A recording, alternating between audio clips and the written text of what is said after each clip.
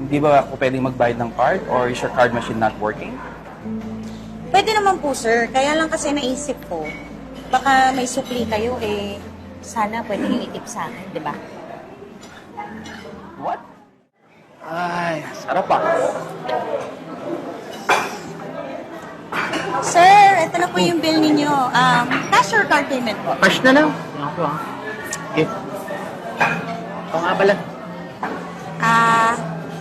Sir, kukunin niyo po ba yung change ninyo? Alam, ang bihira. Ano ba yan? Nagtatanong ka ba o namimilit ka? Bigay niyo na sa akin bilang tip niyo. Pamasahe ko pa sana yun eh. Pero sige, sa'yo na. Mukhang mas kailangan mo eh. Thank you, sir. Balik kayo, Ayos! May pangmeryenda na naman ako. Uy, hindi ka ba natatakot? Kabago-bago mo pa lang, mamaya makatapat ka ng customer na isusumbo ka sa ginagawa mo. Maayos naman yung pasahod sa atin dito. Ang gaganda pa ng mga benefits. Hindi ko alam kung bakit ganyan yung ginagawa mo. Bakit ka ba nangingialam? Ha? Hindi naman ako nagnanakaw. Legal to. Tip to. At saka bakit ba? Diskarte ko to kahit doon pa sa dati kong restaurant. Alam mo, masyado kang pabida eh. Ha? Kung naiingit ka, gumaya ka. Hindi na no, mahal ko yung trabaho ko.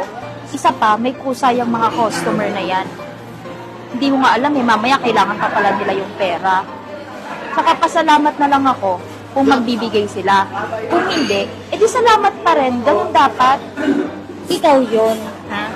Alam mo, hindi mo ikayayaman yung pabida-bida mo. Okay? Naku, saka na nga.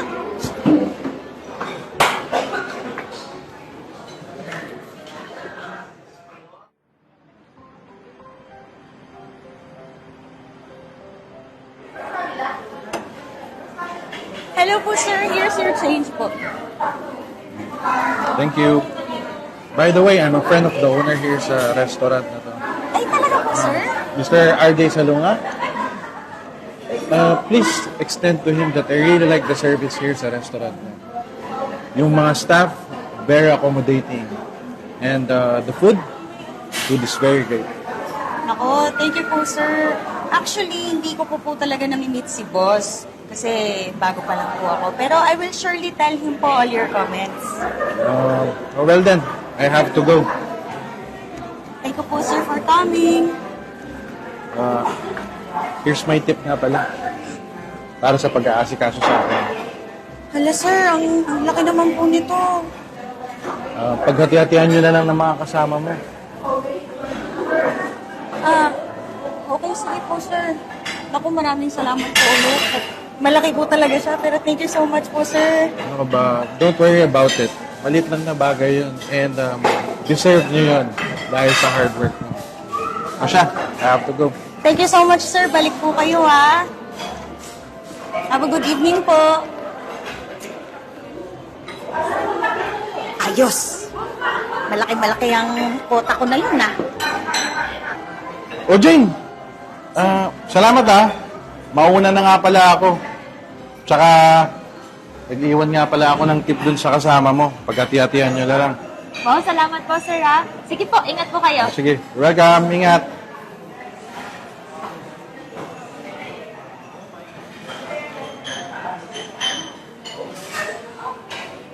Ayos talaga. Buti na lang, malaki yung tip ni sir. Maaga ako nakakota. Wait. May binigay bang tip yung customer natin dun sa table number 12 kanina? Naku, wala nga eh. Dami-daming inutos sa akin. Wala naman palang paupo. Kala ko kasi meron eh. Kasi mukhang galante. Naku, akala nila mo. Ang dapat kami babasa sa itsura ng mga customer. Kasi mukha lang silang may pera pero wala talaga. Kuripot pa. Naku, diyan ka na nga. Marami pa tayong customer. Nakikita mo talaga yung mga sobra ka na eh.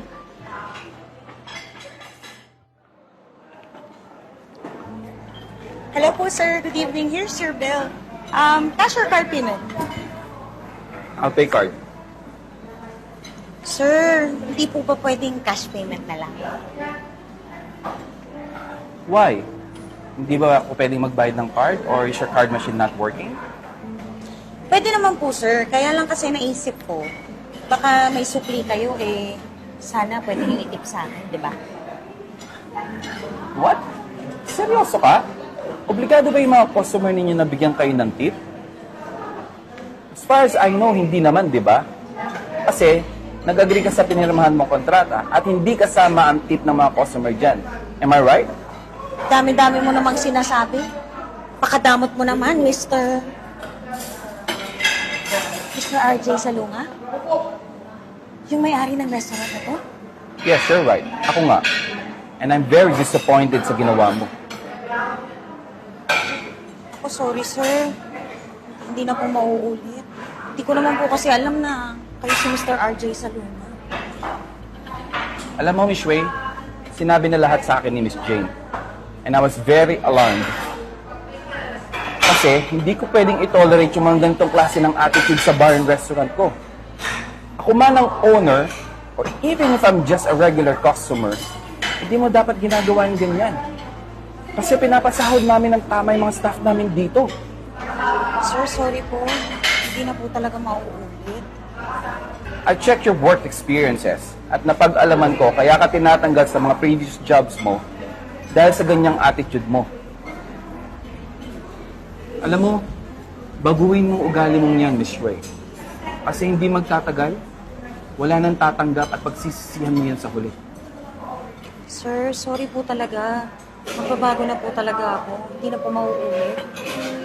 That day has come, Miss Wei. Uli na ang lahat. Dahil sa kakarampot na halaga, sisirain mo yung buhay at trabaho mo. Bukas na bukas din pumunta ka sa office ko.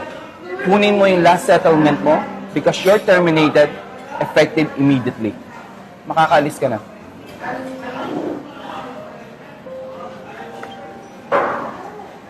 And, by the way, Miss Wei, ito 20, tip ko para sa'yo.